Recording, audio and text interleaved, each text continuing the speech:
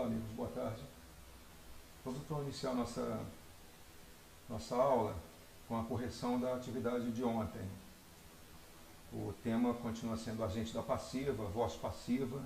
Vamos falar de voz reflexiva e algumas coisinhas a mais para complementar o assunto. O texto é o mesmo, é claro, obviamente, de Calvin, né? Calvin Haroldo, de Bill Watterson. E as questões referentes à compreensão do texto. A respeito do destino, Calvin acredita que, resposta certa, letra A, o destino de cada pessoa seja determinado pelas estrelas. Essa afirmativa que ele faz aqui, quando ele coloca na questão, né, ele faz a pergunta ao Haroldo, e ele responde claramente, eu acredito. Na número 2, ao afirmar a vida é bem mais divertida quando você não é responsável pelos seus atos, Calvin expressa que, olha só, uma questão que vocês devem guardar para todo exercício de atividade, todo exercício de questão de compreensão e interpretação de texto. Tá? É para você responder sobre o que o texto diz, né? O que está inferindo ali, quando o caso de uma questão de interpretação. Esse é o caminho para a gente resolver questões, não aquilo que você normalmente concorda. Você pode não concordar com aquela opinião que é expressa no texto, mas é o que o texto está dizendo. Ok? Então, olha só, ao afirmar a vida é bem mais divertida quando você não é responsável pelos seus atos, Calvin expressa que? Calvin expressa, não é o que eu penso ou o que você pensa, Calvin expressa. Letra C, a ausência de responsabilidade retiraria a culpa sobre qualquer ato. Ok?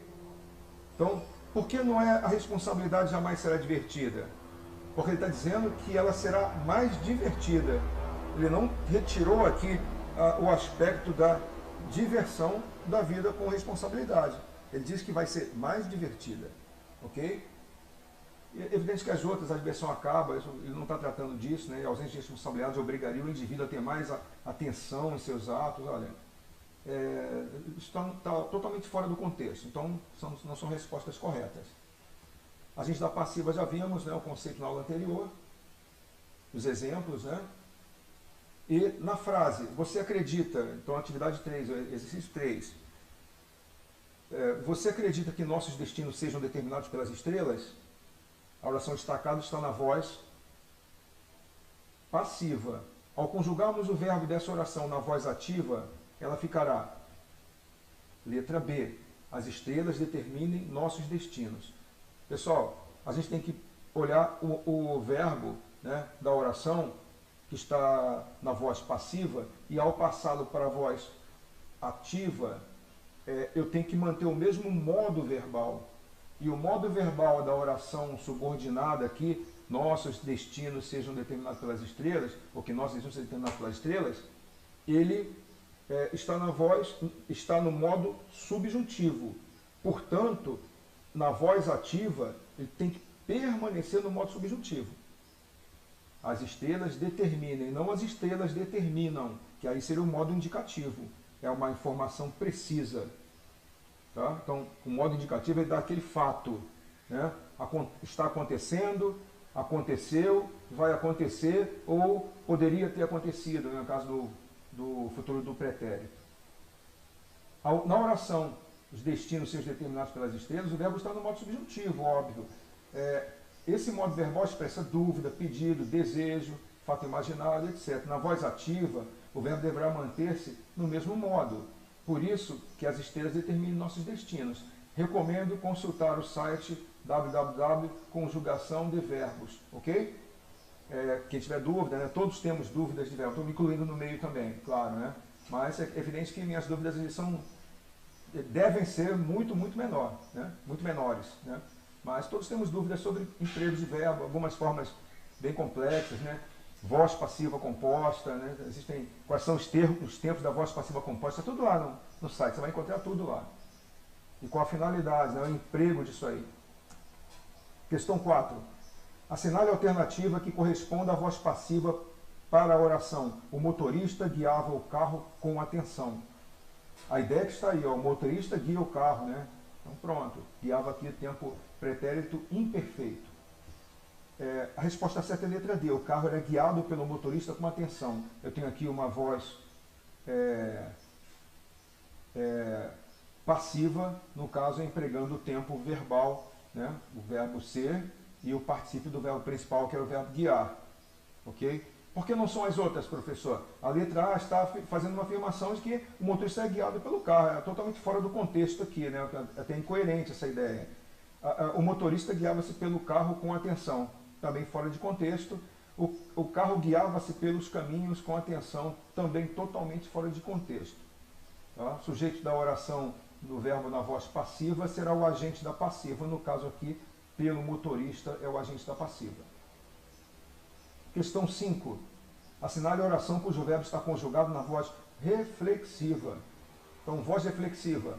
O menino feriu-se com a tesoura. Quem tiver marcado essa questão como correta, a letra C, perfeito, né? A voz reflexiva, na voz reflexiva, o sujeito da oração executa, recebe ou sofre a ação verbal simultaneamente. Uma das particularidades da voz reflexiva é a presença obrigatória de um pronome oblíquo, né? Então são eles me, te, se, nos, vos, si, né? Repetindo aqui, né? Porque há duas vezes ali a presença do si, porque ele é para o singular e para o plural, né? Eu posso dizer ele se deu mal, eles se deram mal, tá? Por isso que repete o si ali, para você compreender que ele tanto pode ser expresso no singular quanto no plural. Em uma frase de voz reflexiva, o pronome oblíquo tem a função de objeto de um verbo transitivo, funcionando assim como complemento. Vamos lá, resolvendo uma questão, né? Então, Universidade Federal do Paraná, para quem acha esse assunto não é importante, talvez é muito chato, né? Mas lá na frente vai prestar um vestibular, o Exame Nacional do Ensino Médio, com certeza, né? Esse é o alvo de vocês, terminar o ensino, a educação básica e para o ensino superior. E você vai encontrar lá uma questãozinha da UFPR já há algum tempo. O alvo foi atingido por uma bomba formidável.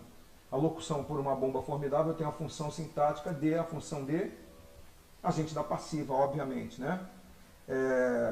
Nós temos ali o objeto direto. Ora, objeto direto é complemento de verbo na voz ativa. Ok? Então, voz ativa, complementos verbais, objeto direto, objeto indireto e objeto direto e indireto, objeto direto preposicionado, que vocês viram isso no 7º ano. O agente da passiva é o complemento do verbo na voz passiva. Ok?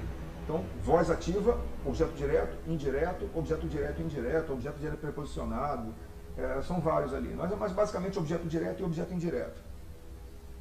O agente da passiva, claro, complemento do verbo na voz passiva. Quando há explícito na oração, você vai ter lá o agente da passiva dessa forma. C, adjunto adverbial, fora do contexto aqui como complemento verbal, né? Ele é um termo acessório que vai passar uma informação circunstancial, tempo, modo, causa, negação. Exemplo, né? Vamos dar um exemplo de negação. Eu não comprei a minha bicicleta. Eu não comprei a bicicleta. Olha só, eu não comprei. Estou negando um ato, né? Negando a ação de um verbo. Não comprei. Ok? Então, no caso, o não é um adjunto adverbial de negação. É um advérbio de negação, adjunto adverbial de negação. Eu comprei minha bicicleta ontem. Olha só. Comprei, ação, eu, sujeito, minha bicicleta, o objeto direto, complemento do verbo no caso, e ontem é um termo circunstancial, ele está modificando o verbo, ele está dando uma ideia para o verbo de tempo, então ele é adjunto adverbial de tempo. Tá? Só para ilustrar aqui a aula com relação a esse assunto, dar uma lembrança para vocês desse conteúdo. Complemento nominal, professor, o que é? Complemento nominal completa um nome. Como é que é esse negócio de completar um nome? Vou dar uma diferença aqui para vocês, ó, que vai servir para adjunta de nominal e complemento nominal. Doce de leite. Eu gosto de doce de leite. Essa expressão, esse termo doce de leite, ele tem ali o de leite, né, que é um adjunto adnominal. Por quê? A palavra leite está recebendo lá um termo para qualificá-la, ok? Doce, substantivo, de leite, lácteo, né? Um termo de valor nominal que está assessorando a palavra leite, ok? Aliás, a palavra doce, ok? Agora, olha só. Aquela criança tem necessidade de leite. A palavra necessidade é um substantivo abstrato, né? Quando eu digo a criança tem necessidade, ora, se eu parasse na palavra necessidade, você perguntaria, a criança tem necessidade, mas necessidade de quê? Esse termo é o complemento nominal.